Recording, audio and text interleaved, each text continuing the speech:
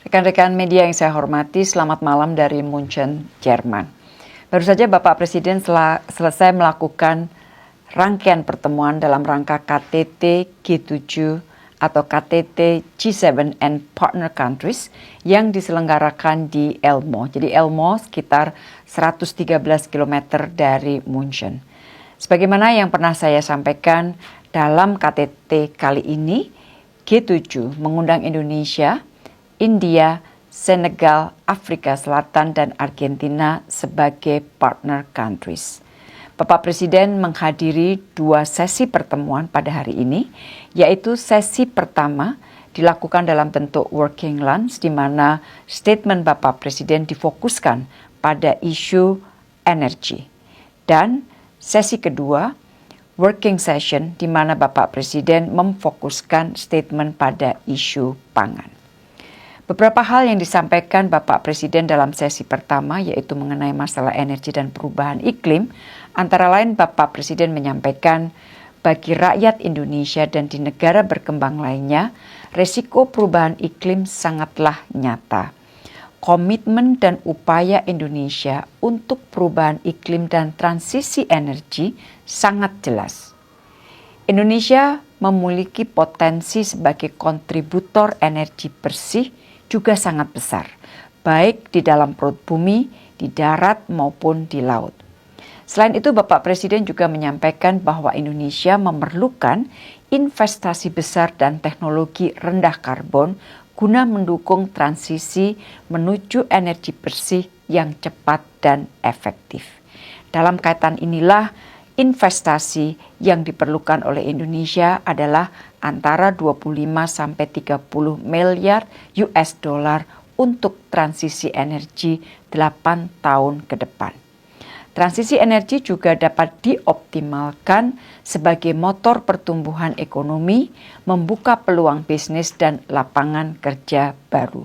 Dan Bapak Presiden mengajak negara G7 untuk berkontribusi dalam memanfaatkan peluang ini, terutama peluang investasi di sektor energi bersih di Indonesia, termasuk pengembangan ekosistem mobil listrik dan baterai litium. Di akhir pernyataannya, Bapak Presiden meminta dukungan dan kehadiran semua negara G7 di KTT G20. Rekan-rekan media yang saya hormati, untuk sesi kedua, Bapak Presiden memfokuskan pada isu pangan.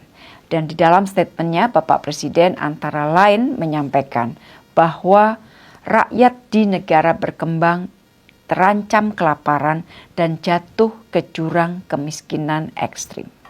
Menurut data dari World Food Program, 323 juta orang di tahun 2022 ini menghadapi kerawanan pangan akut. Ini adalah permasalahan hak asasi manusia yang mendasar. Jadi pangan adalah permasalahan hak asasi manusia yang paling mendasar, di mana perempuan dan keluarga miskin menjadi yang paling terkena dampaknya menghadapi kekurangan pangan. Bapak Presiden juga menekankan bahwa perlu tindakan yang cepat untuk mencari solusi konkret. Produksi pangan harus ditingkatkan, rantai pasok pangan dan pupuk global harus kembali normal. Bapak Presiden juga menyampaikan pentingnya dukungan negara-negara G20 untuk mereintegrasi ekspor gandum dari Ukraina serta ekspor komoditi pangan dan pupuk Rusia ke dalam rantai pasok global. Hal ini dilakukan melalui pertama tentunya yang diperlukan dukungan dari G7 adalah memfasilitasi ekspor gandum Ukraina agar dapat segera berjalan. Dan yang kedua, pentingnya mengkomunikasikan kepada dunia bahwa komoditas pangan dan pupuk dari Rusia tidak terkena sanksi. Bapak Presiden menyatakan bahwa komunikasi yang intensif diperlukan agar tidak terjadi keraguan berkepanjangan dari publik internasional. Dan komunikasi yang intensif juga perlu dilakukan kepada pihak-pihak yang terkait seperti bank, asuransi, perkapalan, dan lain-lain. Bapak Presiden di dalam pernyataannya juga mengatakan bahwa dampak perang terhadap rantai pasok pangan dan pupuk sangatlah nyata.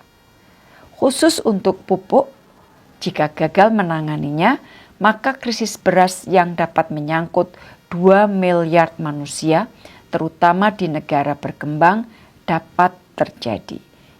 Dan di akhir sambutannya di sesi kedua ini, Bapak Presiden menegaskan bahwa G7 dan G20 memiliki tanggung jawab besar untuk mengatasi krisis pangan ini mulai sekarang. Rekan-rekan media yang saya hormati, selain menghadiri 2 sesi dalam KTT G7 and Partner Countries tersebut, Bapak Presiden juga melakukan sekitar 9 pertemuan bilateral, yaitu dengan PM India, Presiden Prancis, PM Kanada, Kanselir Jerman, PM Inggris, PM Jepang, Presiden Komisi Eropa, Presiden Dewan Eropa, dan Managing Director IMF. Selain membahas isu penguatan kerjasama bilateral, isu terkait perang di Ukraina dan dampaknya terhadap rantai pasok pangan dunia dibahas hampir di semua pertemuan bilateral tersebut. Di dalam pertemuan-pertemuan bilateral tersebut, Presiden kembali menekankan bahwa waktu kita tidak panjang untuk menyelesaikan gangguan rantai pasok pangan yang menyebabkan kelangkaan dan kenaikan harga pangan dan pupuk. Dan jika dunia tidak bersatu untuk menyelesaikan masalah tersebut, maka yang paling akan merasakan dampaknya adalah ratusan juta atau bahkan miliaran penduduk negara berkembang. Di sini sangat jelas Presiden membawa suara negara berkembang yang memang sangat terdampak dari terjadinya perang di Ukraina. Kekhawatiran terhadap rantai pasok pangan memang sangat mengemuka di dalam diskusi-diskusi bilateral. Rekan-rekan media yang saya hormati, selain hal tersebut di dalam pertemuan-pertemuan bilateral, Bapak Presiden juga menyampaikan mengenai persiapan KTT G20. Dan di dalam pertemuan-pertemuan tersebut, kita lihat dengan jelas dukungan terhadap presidensi Indonesia masih sangat kuat. Rekan-rekan, itulah hasil pertemuan Presiden baik di KTT G7 and Partner Countries maupun pertemuan Presiden dengan sejumlah pemimpin dunia yang hadir di dalam KTT ini. Selanjutnya, Presiden akan meneruskan perjalanan ke Ukraina melalui Polandia.